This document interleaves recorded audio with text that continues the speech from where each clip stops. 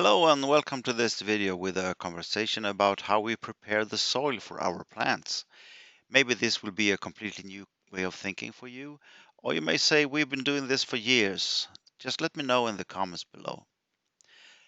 I think there is something profoundly weird in how we think in modern farming.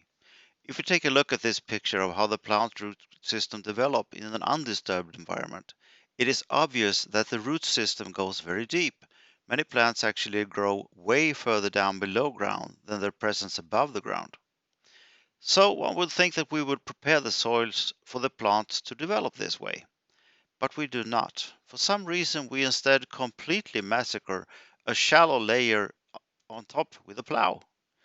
As you can see, there is only a small part of the volume a plant root really needs, but the layer below we leave undisturbed. Well, actually not completely undisturbed. We do compact it using heavy equipment, and then we never loosen it up again. And since it's so compact, plant roots will not be able to loosen it up much further.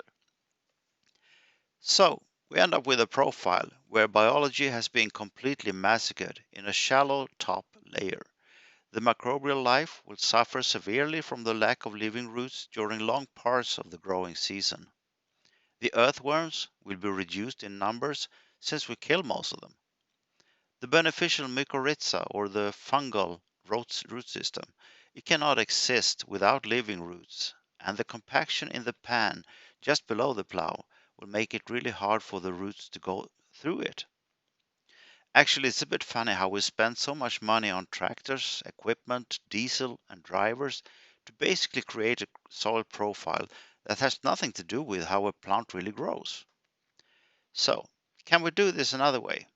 What if we, instead of completely massacre the top layer, use a very thin shank and create a pathway for the roots to follow, like this? We turn off the plowing and then we turn on subsoiling. So do we have machinery available to create this kind of environment? Well, of course we do. Subsoilers are readily available, but to push this concept a bit further, I would like to be able to set the row distance to fit the following planter's row distance. And I found that in the most unlikely place, Farm Simulator. At least when looking at this picture, it seems like you are able to move the shanks along the frame. Let's look at another one here. So you can adjust the row spacing by that way. But there are no springs on this one, so the ideal will obviously be to have a springed version with adjustable row spacing, so you will not have so much issues going through stony ground. Then we need to create a shallow till, like this. We do not want to disturb the soil biology in between here. And at the same time, we do not want to pull up new weed seeds to the surface. But we do need to kill a cover crop. And at the same time, we need to create a shallow seed bed to get a good and simultaneous emergence up here. Now, by pure coincidence, I work at Väderstad, and we do have a machine that is great for this. Let's have a look at the video about it.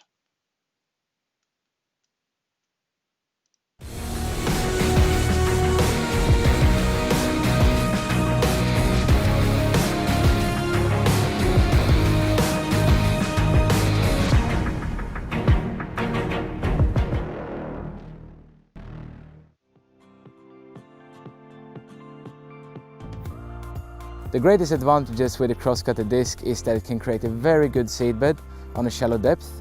It works from 1 to 5 centimeters and mixes in all the soil and residues very effectively.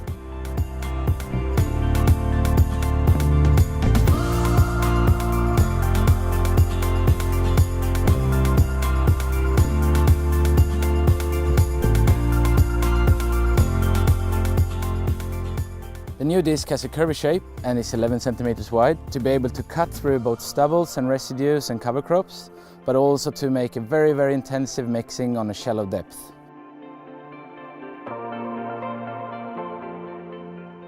In a rape field we can have a loss from the combine up to 100 or 200 times the normal seed rate out of rape. It's very important that we take care of the residue and the lost seeds on the field after combining. With our cross-cutter disc concept, we ensure to get a really good seedbed with fine soil, really good mixing and very intense work. This of course creates a great seedbed for volunteers to germinate and to be easy to either be sprayed off or mechanically killed afterwards.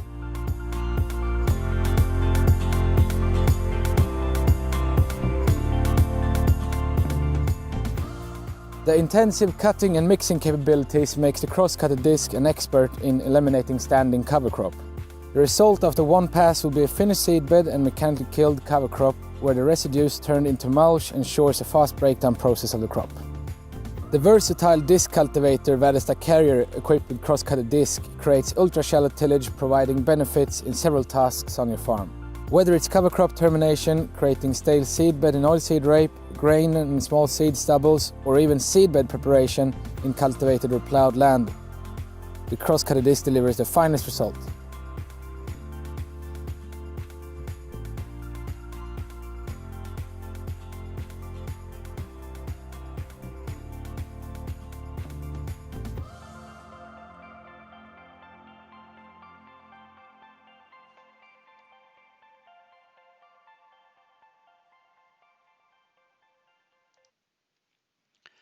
Now, to get this concept perfect, I would not only like to be able to get the seed rows exactly on top of the subsilage track, I would like to also get the spacing between seeds optimal.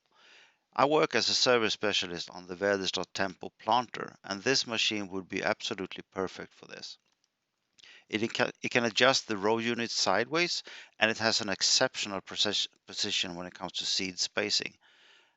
Here's a small video about that.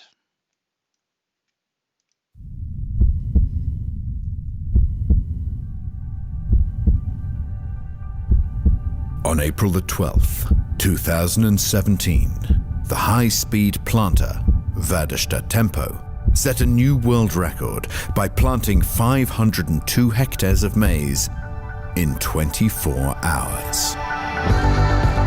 Every component on the Tempo planter is built to ensure the exact same start for each seed, no matter the speed, no matter the field conditions.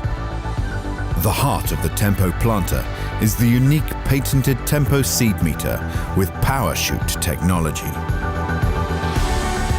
The Tempo seed meter uses positive air pressure to make each single seed find its place on the rotating seed discs, one by one. When the seed reaches the seed tube, the air pressure is cut off to accurately put the seed into the seed tube. Now, the airflow pressure once again takes full control and shoots the seed down to the soil.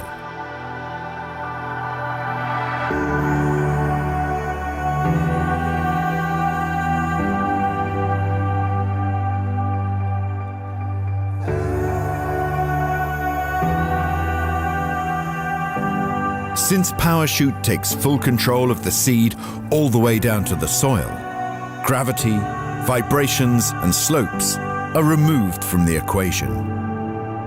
Thereby, speed is not an issue for the Tempo planter.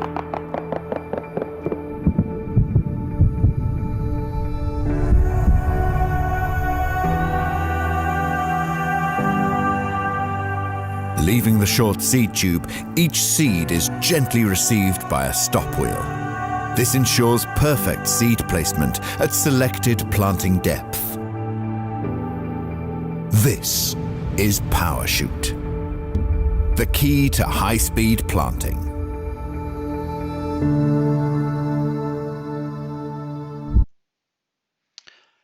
Now, how do you get the planter to put the seeds exactly on top of the subsilage track? We don't want to put them in between here. We want to put them here where the roots can develop straight down.